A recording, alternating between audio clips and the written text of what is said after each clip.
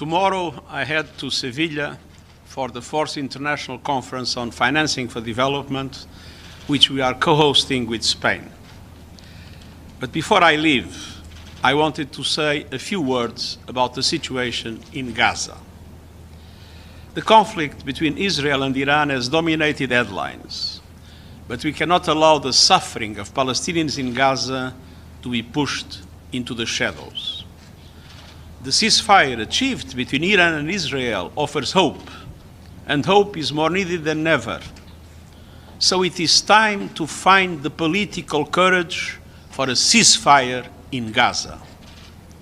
Following the terror attacks by Hamas on 7 October, which I have unequivocally condemned, Israeli military operations have created a humanitarian crisis of horrific proportions, more dire today than at any point in this long and brutal crisis. Families have been displaced again and again, and are now confined to less than 1/5 of Gaza's land. And even these shrinking spaces are under threat. Bombs are falling on tents, on families, on those with nowhere left to run. And people are being killed simply trying to feed themselves and their families. The search for food must never be a death sentence. Let me be clear. Israel, as the occupying power, is required by international law to agree to and to facilitate humanitarian relief. Meanwhile, humanitarian operations continue to be strangled. For over 3 months, shelter materials and fuel for critical services have been blocked. Doctors are forced to choose who gets the last vial of medicine or the last ventilator. Aid workers themselves are starving. This cannot be normalized. A handful of medical supplies finally crossed into Gaza earlier this week, the first from the UN in months. But this only underscores the vast scale of the crisis. A trickle of aid is not enough. What is needed now is a surge. The trickle must become an ocean. We need concrete action so aid can reach all people swiftly at scale wherever they are. Any operation that channels desperate civilians into militarized zones is inherently unsafe. It's killing people. It's time for an immediate ceasefire in Gaza, the immediate and unconditional release of all hostages, and full, safe, and sustained humanitarian access. The problem of the distribution of humanitarian aid must be solved. There is no need to reinvent the wheel with dangerous schemes. We have the solution. A detailed plan grounded in the humanitarian principles of humanity, impartiality, neutrality, and independence. We have the supplies, we have the experience. Our plan is guided by what people need. It is built on the trust of communities, donors, and member states. And it worked during the last ceasefire, so it must be allowed to work again. To those in power, I say, enable our operations as international humanitarian law demands. To those with influence, I say, use it. To all member states, I say, uphold the UN Charter you recommitted to just yesterday for the 80th anniversary. Let us bring in life-saving supplies. Let us reach people where they are. And let us recognize that the solution to this problem is ultimately political.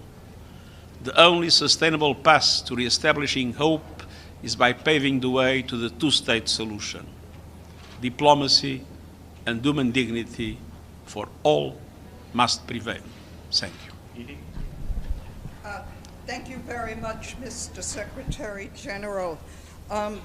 The Gaza Humanitarian Foundation today accused the United Nations of misinformation and a campaign of misinformation about killings near their food distribution sites.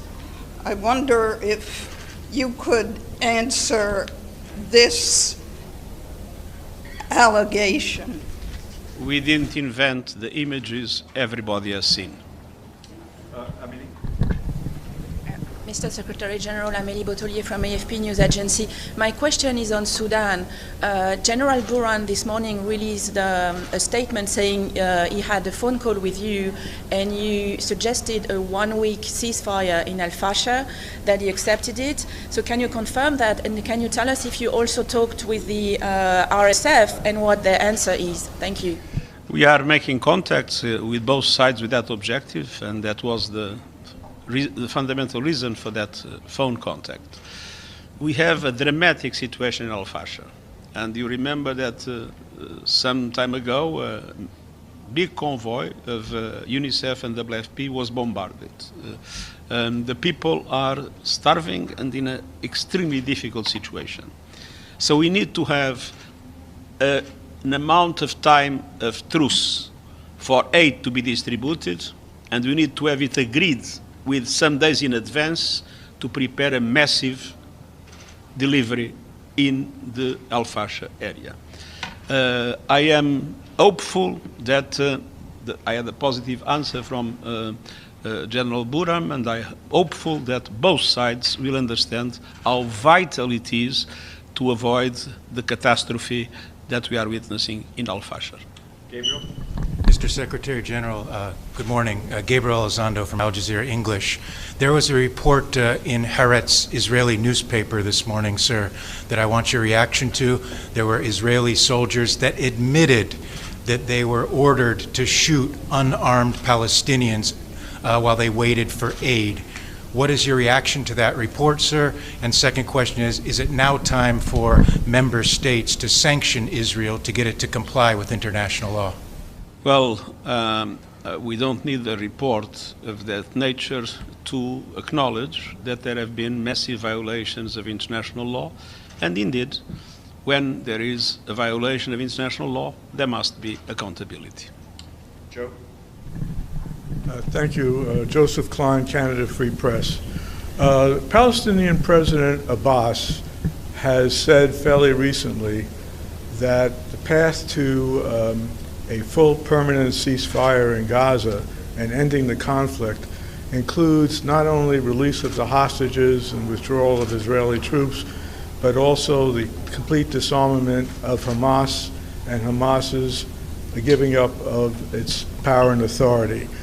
I wonder if your comments on the suggestion that as part of a full peace arrangement that Hamas be required to disarm and give up its authority. Well, we recognize the Palestinian Authority as the legitimate authority in the Palestinian territory, and of course we will support any peace initiative led by the Palestinian Authority. Thank you very much. Thank you. Thank you.